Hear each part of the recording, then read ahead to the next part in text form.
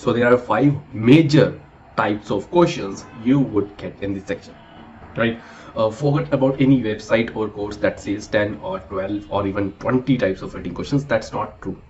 So there are only 5 major types of questions. Just keep it in your mind, right?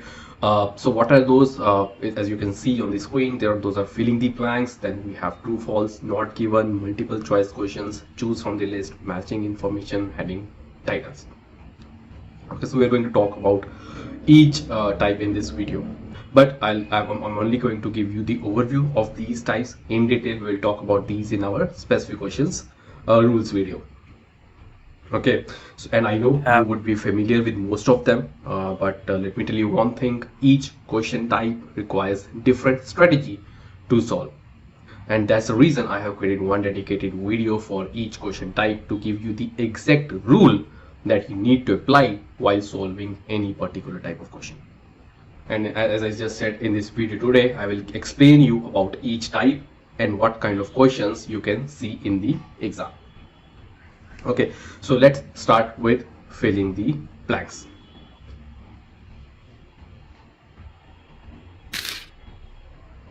Right. So filling the blanks questions can come in any format.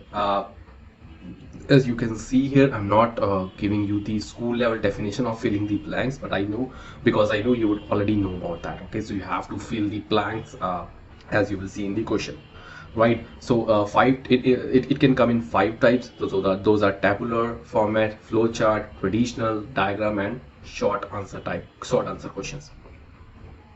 So tabular, as I just show you here.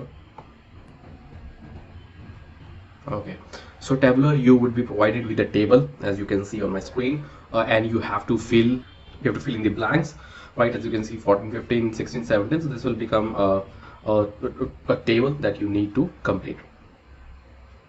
And there could be flowchart, as you can see here. That's what that's also one of the types you can get in exam, right? One of the types of filling the blanks that you can get in exam, where you have to fill the flowchart. You have to fill in the blanks.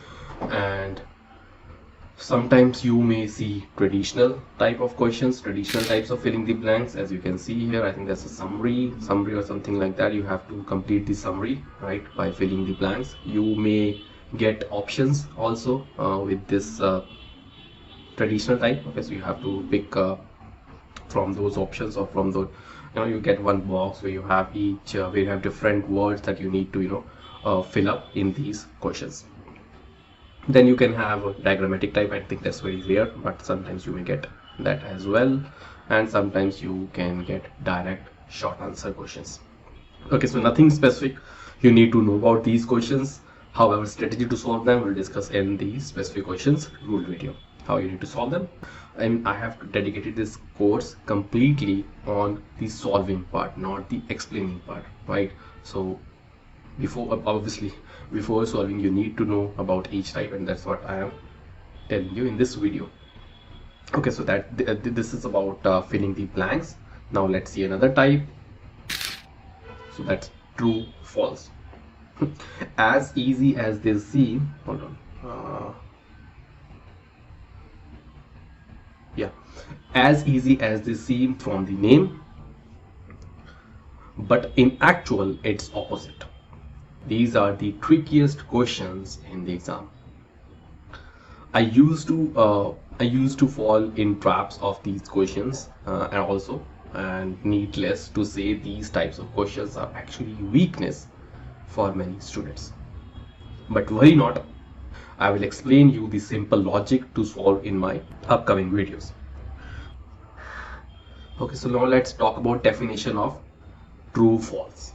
I know you already know that, but here it's slightly different from what you know. Okay, so you need to tell whether the information provided, or whether the question, or whether the line provided in the question is actually true or false, right? So you have to decide this. Decide what the information provided in the question can be found in the passage or not. There's one constraint before deciding this.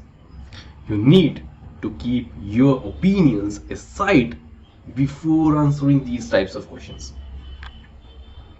Okay, for example, if the passage says sky is pink, So then you need to believe that sky is pink. And the question is whether sky is blue, true or false. So what your answer would be? False, right? Because sky is pink. So that's a basic example or a very simple example I gave you so that you actually know that you do not need to go beyond the passage. So whatever in the passage, you know only about that. And one more thing you need to remember, you have to compare question with the passage, not passage with the question, right? So whatever is written in the question or whatever is provided you in the question is provided to you in the question, you have to compare that with the passage. Okay, so they can come in two forms. Number one is true, false, not given, and second one is yes, no, not given. Okay, so now let's understand the basic definition and understand the meaning of each term. True. Okay, so I'm first talking about true, false, and not given. Then we'll talk about yes, no, and not given. Both are same strategy, would be exactly same, but it's just that little bit difference. There is a little bit difference between these two, which I'll explain you in 2 or 3 minutes. Okay, so let's first understand the meaning of true. True means 100% true, not could be, would be, maybe, which you will keep thinking in the exam, right? So true means 100% true. Every element of the question should be present in matching passage sentence. By matching passage sentence, I mean where you are getting the exact match to your question in the passage, right? So every element of that question should be present in that matching passage sentence. Do not make any inference here, right? So it should be 100% match. False. False means if information in the question is changed in the passage, or okay, so information which is provided to you in the question is changed, is altered in the passage, or you can find opposite information in the passage. If you are finding opposite information, then also it's false. If you see something is changed from the question in the passage, then that's also false. As simple as I can explain. Not given, not given, it means any part of the question is missing in the passage, then you have to select not given. Okay, so any part of the question, subject, noun, object, noun is missing when you are comparing question with the missing with the matching passage sentence, then it's a not given. So let me show you one example, right, so that you understand it better.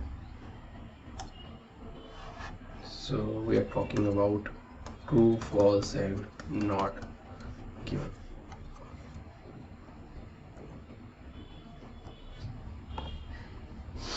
Okay, so look at this example.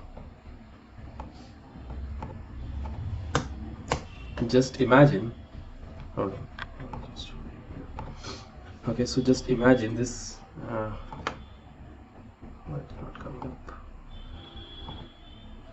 Okay, so just imagine this is going to be the line in the passage that has your answer, or it's a line in the passage that you need to compare with your question, or you need to compare question with this line. Okay, so Ganges originates in India and have been used for at least 9,500 years.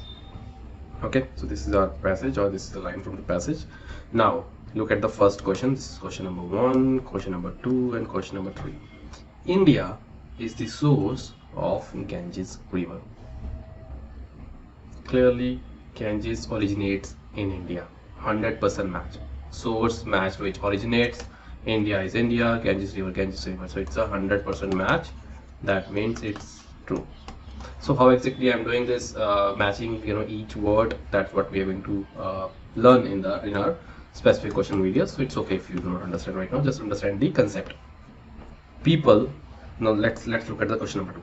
People began using Ganges in the last few centuries. Okay, so at least, okay, so Ganges and have been used for at least 9,500 years. Right, and here it's saying people began using Ganges in the last few centuries. Now clearly if you see here, people began using Ganges, everything is available here. Okay, so have been used, right? So this means people began using Ganges. Here now you see in the last few centuries is not matching with 9500 years. Last few centuries means 100 years, probably 200 years, 300 years, 400 years, but we're talking about 9500 years. So this is not matching with our keyword provided in the question, so that's a false. So information is changed in the question as compared to what is provided to us in the passage, right? So it's a false. Now let's look at the third question. Indians were the first people to start using Ganges. Now Ganges originates in India, have been used for at least 9500 years. Okay, so now it may happen that in India we have Indians, then we have Sri Lankans, maybe or Nepali. You know, these kinds of people are also there in India, so they also might have started using Ganges.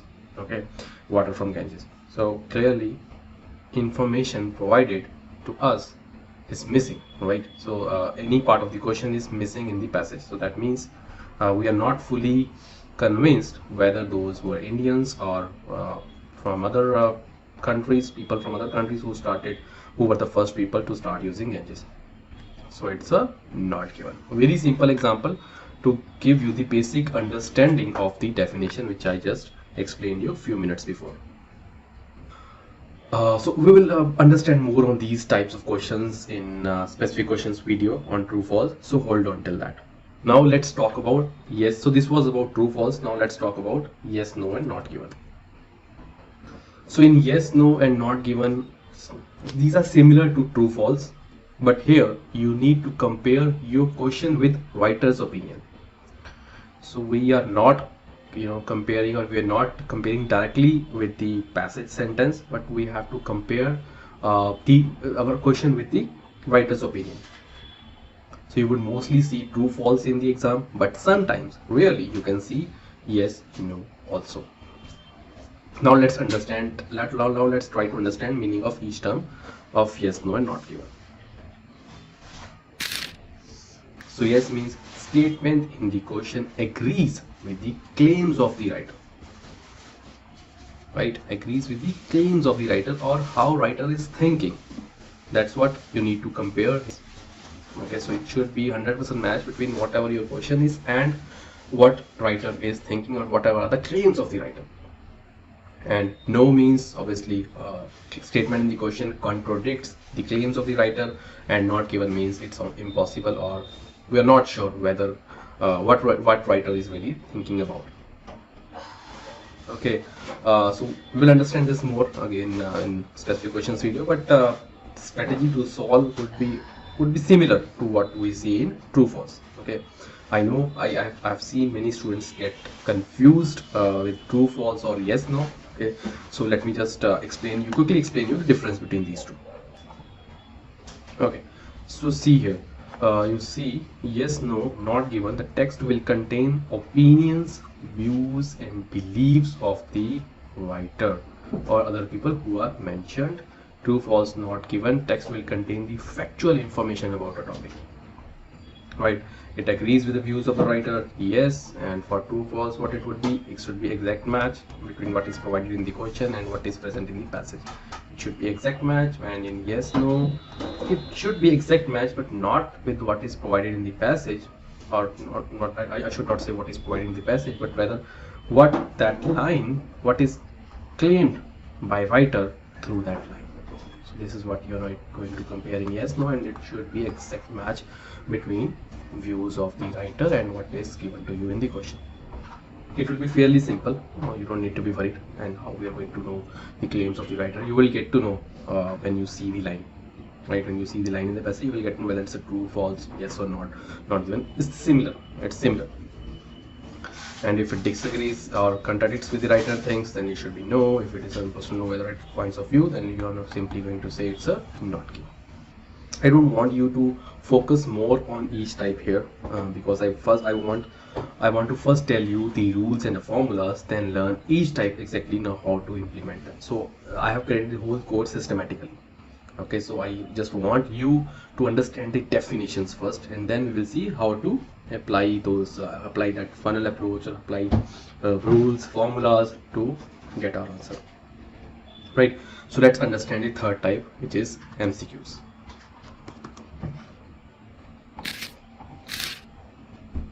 These are very popular question types in writing exam, and you would mostly see these type of questions in the exam. These are fairly simple to answer, but sometimes you get tricked to pick the wrong answer. How you get tricked? It can be done in two ways. Okay, I assume you already know what are multiple choice questions. You have to choose an option from different choices, right? So sometimes you have to choose one option, sometimes you have to choose multiple options. So that's what multiple choice questions are all about. Right, so I was telling you how you can get tricked in exam, right? So you can be tricked in two ways.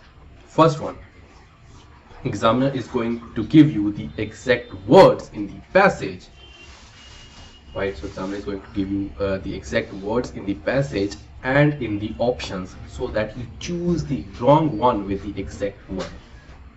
So you have options, you have passage line.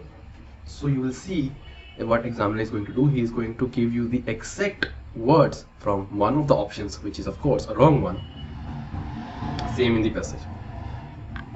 That's the one way. Second way, sometimes no word in the options matches with the passage, and that's the most popular one. No word in the options matches with the passage. Then it becomes little more difficult to solve, but worry not, we will see how to solve them in our upcoming videos, okay, on specific questions. And now let's talk about the next one, choose from the list. In these questions, one list would be given to you. I'll just show you one example here. Here you can see one list would be provided to you. You would need to choose the answer from that list. So if you see here a list of theories which is provided to you, and you have to match it with with the people who has actually worked on these theories, or who has created these theories, something like that, right? Now you see examiner has provided you with the names, and you have to match them with the list of theories they proposed. So kind of magic time also you can see. And in the second example, if you see, you have been provided with a list of people, and here the theories are given. Basically it's a reverse, it's vice versa of above one. Okay, so it's a reversal, or just reverse of what we discussed above. So a list of people are provided to you in the list of people is provided to you in the box, and you have to match it with the theory who provided. Okay, so something like this you may also see in exam, right? And you need to choose from the list and match it with the question provided. And sometimes you may get it as ending the question sentence with the possible options. So if you see, you have to choose the correct ending. So basically you have to again choose from the list, and you have to match it with the ending of that particular line. Now let's talk about the next one, heading, title and summary. In these questions, you would need to find the title, heading or summary for respective paragraphs. Okay, so basically these are the only question types. Again, I repeat again, only question types for which you would need to at least understand the crux of the passage. I think I forgot to mention you that. Let me just show you here. So for these four types, you do not need to understand the passage.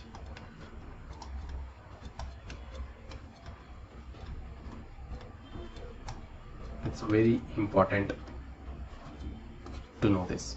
Okay, so for these four types, you do not need to understand the passage. Only for matching information, heading, titles, you need to know not 100% of the passage, but even if you get around 50-60% of that passage, that would be more than enough for these questions. Okay, So there's a reason I recommend you to attempt these questions at the last, because at that time it would be easy for you to understand. You would have obviously, or you would have obviously solved other types like filling the blanks, true false multiple questions, and you would have matched, a question with the information provided in the passage. Then you would have already got around 30-40% understanding of the passage, and you just need to add another 20% to find the answer for these questions. So I recommend you solve these questions at last. And the reason why you need to solve at the last, I have provided you the reason. So let me now show you what could be the possible questions you can see in exam. So here you see you have to correct heading for the paragraphs. So list of headings would be provided to you. You would need to read the passage and see which heading would be the best one for each passage, right? So this could be one of the types, and then again here I think the same heading for each paragraph from the list of the headings. So mostly you would get heading, title or summary where you need to select from the list for each paragraph. Right, so you need to understand the meaning of the paragraph. As I just said, for 60% would be more than enough for you to understand or to find the correct options from the list of headings. That is one of the types. Another one could be paragraph information. So which passage contains the following information? Means you will be given some lines and you have to choose the passage that has the information, which again means you need to understand the passage to choose the right option. Because you have to think and choose here, it might again take some time, so try to attempt it at the last.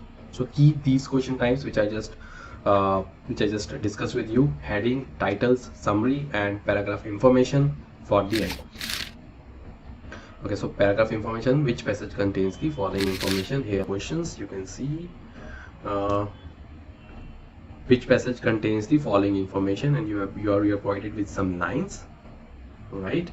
And reference to practice only apply to food production. You have to choose so you have to choose the paragraph from those 8 paragraphs that would have been provided to you in the passage. So you have to choose which line is suits for the which paragraph. Again, this would not be a direct match, so you would need to understand at least some part of the paragraph to find the correct one.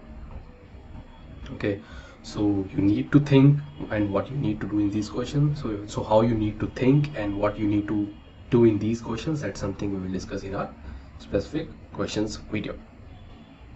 All right, so we have talked about each question type, and by now I hope you understand, right? You have basic understanding of each question type.